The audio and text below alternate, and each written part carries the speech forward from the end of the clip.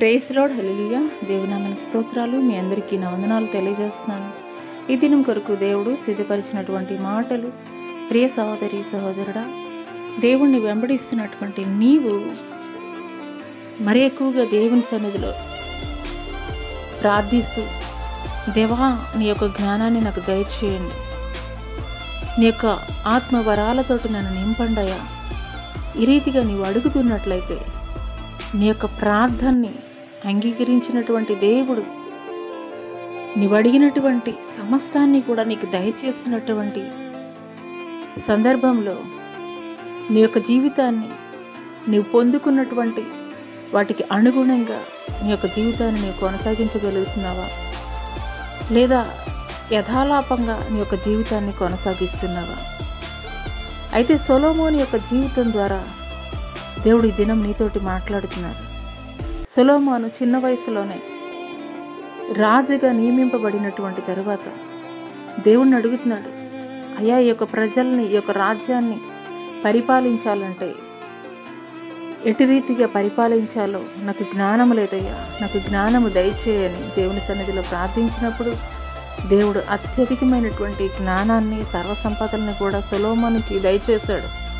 అంత మాత్రమే కాదు, దేవుడు దావీదుని కాదని అతని కుమారుడైనటువంటి సొలొమోను ద్వారా మందిర నిర్మాణం జరిగించాడు. అయితే ఆ యొక్క మందిర నిర్మాణం జరిగించినటువంటి తరువాత దేవుని యొక్క మహిమ ఆ యొక్క మందిరంలోనికి దిగి వచ్చింది.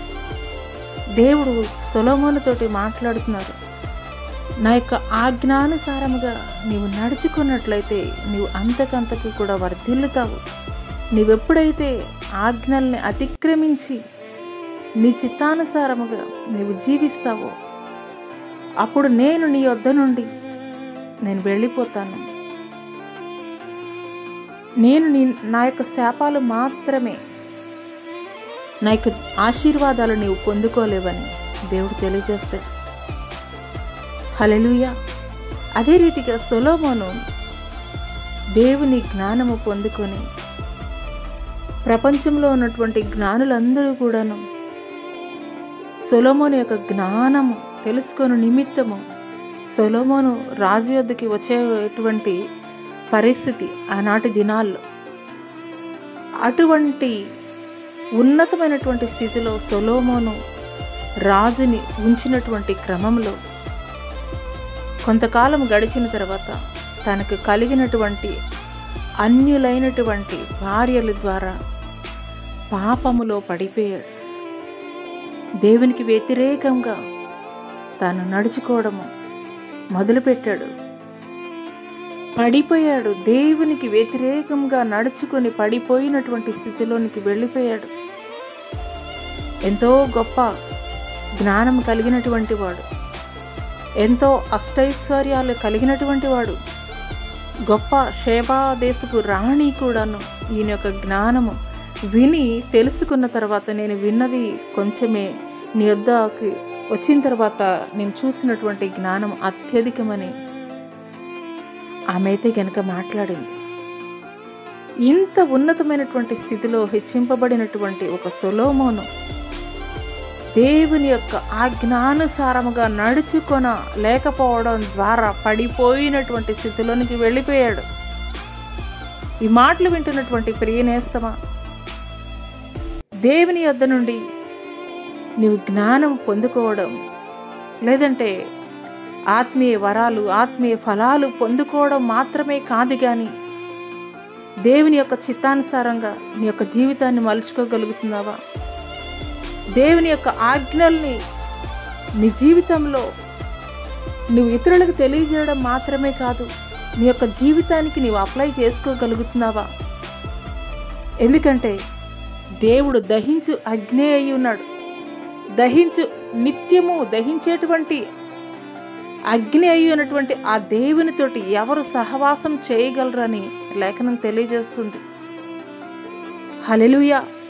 ఈ మాటలు దేవుడు నా కొరికే మాట్లాడుతున్నారని నీ విశ్వసించగలిగినట్లయితే దేవుని యొక్క జ్ఞానం కొరకు, ఆత్మవరాల కొరకు, కృపా వరాల కొరకు ఎంతగానో పోరాడి ఉపవాసం ఉండి దేవుని సన్నిధిలో పెనుగులాడి పొందుకున్నటువంటి నీవు అందుకు తగినటువంటి ఆత్మీయ జీవితాన్ని నీవు కలిగి లేనట్లయితే గనక ఆయన నీతోటి సహవాసం చేయడు.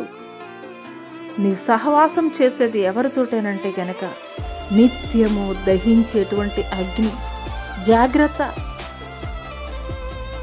దేవుని యొద్ద ఎంతగానో ప్రయాసపడి పాకులాడి పోరాడి పొందుకున్నటువంటి జ్ఞానాన్ని, ఆత్మీయ వరాలని, ఆత్మ జ్ఞానాన్ని నీ యొక్క జీవితానికి అప్లై చేసుకోకుండా నీ చిత్తానుసారంగా నీవు నడుస్తున్నట్లయితే ఒక సొలొమోను అత్యధికమైనటువంటి జ్ఞానము కలిగి ఉండి కూడాను దేవుని ఆజ్ఞానుసారంగా నడుచుకొనక పడిపోయినటువంటి స్థితిలోనికి వెళ్ళిపోయాడు. అటు రీతిగా నేను ఉండకూడదు అని ఈ ఉదయకాల సమయంలో నీవు అనుకున్నట్లయితే జ్ఞానము కలిగి ఉండడం మాత్రమే కాదు, ఆ జ్ఞానానికి తగినటువంటి రీతిగా ఆత్మీయ స్థితిని కలిగి ఉండాలి. నీ జీవితానికి నువ్వు అప్లై చేసుకోవాలి. నేను సహవాసం చేస్తున్నది దహించు అగ్నితోటి అనేటువంటి స్పృహ నీవు కలిగి ఉండాలి. అట్టి రీతిగా నీవు కలిగి ఉన్నప్పుడు దేవుడు అంతకంతకు ఉన్నతముగా నిన్ను హెచ్చిస్తాడు. అటి కృప దేవుడు నీకు దయచేయను గాక. ఆమేన్.